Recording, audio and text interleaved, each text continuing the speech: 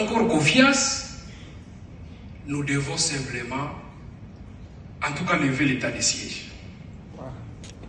Si c'est le contraire, on sera en train de nous tromper.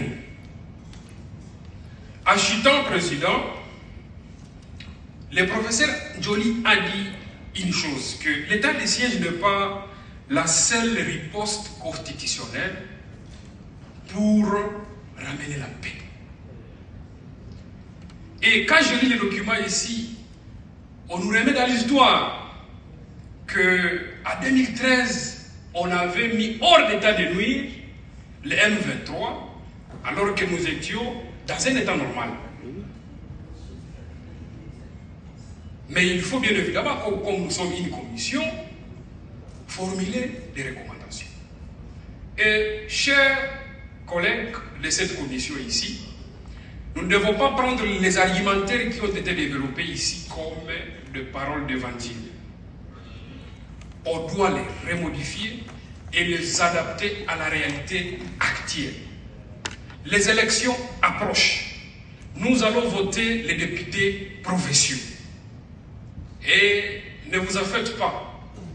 La décision que nous allons prendre ici, n'est-ce pas, va aussi définir l'avenir de nos députés provinciaux qui seront demain élus.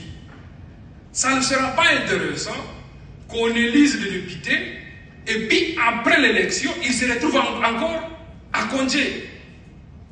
Ou carrément on réduise. Parce que si vous lisez les recommandations, on réduit le pouvoir des députés. On dit ici que les députés n'ont pas le manœuvre de sanctionner les gouverneurs. Mais c'est grave. C'est grave. Donc pour moi, président, ne nous trompons pas d'esprit, soyons honnêtes, voyons les aspects politiques qui vont permettre à ce que cette population se retrouve, parce que la population n'attend que ce vrai retour de la paix. C'est à nous de formuler des recommandations qui vont permettre à ce que l'armée soit beaucoup plus efficace sur le plan opérationnel, mais de permettre à ce que cette population qui est traumatisée psychologiquement, parce que vous savez, l'administration militaire en elle seule traumatise la population. Donc, remettre les autorités civiles à leur place pour essayer d'atténuer ce traumatisme qui a dérangé la population du Nord Kivu et de l'Ituri pendant 2 ans.